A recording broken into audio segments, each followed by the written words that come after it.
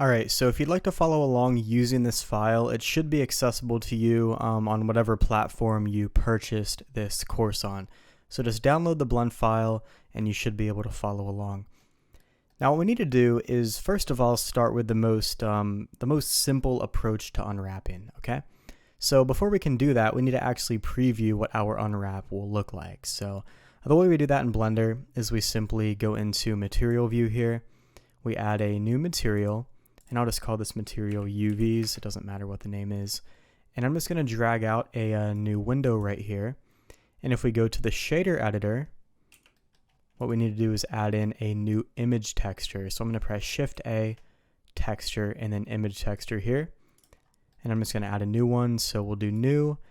And I'll just make this 4K, so 4096, and I'll name this UVs. And let's change the generated type here to UV grid and connect the color up to the base color. Alright, so basically what I could do is I could select everything in here, click the drop down, and then copy material to selected. And you're going to see it does show our UVs, but right now we have an absolute mess. We have distortions here, we have stretching here, we have an okay solution here, just kind of random. But don't worry, we're going to be unwrapping all of this from scratch. But let's just focus on one specific example here. So maybe we'll go to this one, and if I press / on the numpad, we can shift our focus to unwrapping this piece here. So how exactly do we unwrap this? You're going to see, if I select everything and press U and then unwrap, we have a really nasty result. We have a bunch of distortions and skews and issues like that. And if we take a look at our UV editor, you're going to see that this is just a horrible unwrap. So how exactly do we unwrap pieces like this? What a lot of people do is they start marking seams from scratch. I do it the opposite way. I automate the process using Blender and then work backwards. So we're going to go here to select sharp edges, and then if I press Control E and mark the seam, it's going to mark seams on all the sharp edges right here. You can think of a sharp edge as, well, anything that if you put your thumb up to would probably cut you. You're going to see all these sharp edges right here. If I put my thumb up to it, I probably would cut myself because they're, these edges are quite hard and defined. Might not look like it, but you get the idea. As for the ones in the back here, the reason these didn't get marked is because there's no attached face to it. And if that's the case, you don't have to worry about them. Alright, so let's go ahead and unwrap it again. So U, and then unwrap. And what we need to do is change the method here to conformal.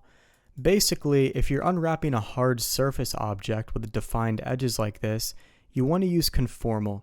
If you're unwrapping an object that's more organic like a character, you want to use angle based. So that's the only difference there. I'll be using conformal for this one. And you're going to see right off the bat, our unwrap is super clean.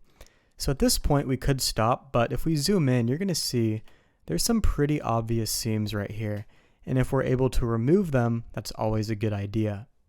Now the question is, which seams can I remove and which seams do I need to keep? Here's a little exercise. You can just imagine it in your head. You don't have to actually do it in real life. So close your eyes and picture you have a piece of paper in front of you. Take one end of the piece of paper with your left hand, grabbing it with your pointer finger and thumb, and take the right hand edge of the paper and doing the same thing. Now take your pointer finger and thumb together, meet them together at the middle, and you're going to form a ring with a piece of paper, right? If you take the left and right edges and you meet them in the middle, that's going to form a ring. Now what would happen if I taped that up? Well, you just have a ring there, right? Now if I cut where I taped it up, I'd be able to flatten out that ring, right?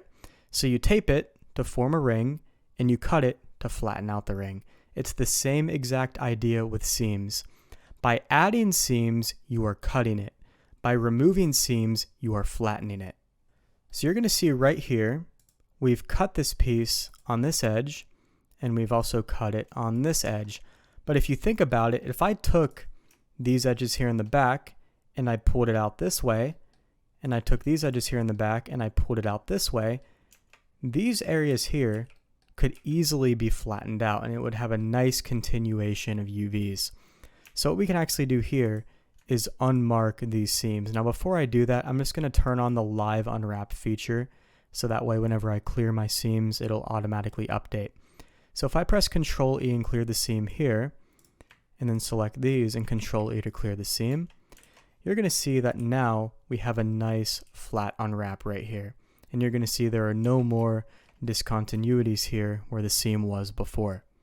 Now the question is, can we remove the seams on the inside area? And unfortunately we can't, because how exactly could we, using that paper analogy, how could we take this piece of paper and not only flatten out this area, but also flatten out this area while keeping it attached? It wouldn't be so easy. As a matter of fact, we can't do it. So in this case, we actually need to keep the seams around this area to keep it held together. So basically we have a strip of paper right here, and we have a separate strip of paper right here. So unfortunately we can't remove the seams on this one. It's just not going to work. And just to show you, let's go ahead and just select it and unmark it for fun. You're going to see it simply will not work. We'll get these nasty distortions. So yeah, we're going to have to leave the seams here on these edges, which means they're going to be visible seams, but there's not too much you can do about it in this case. So there are limitations to your unwraps, of course, but in this case, this is a pretty clean unwrap. So let's go ahead and do another example in the next video.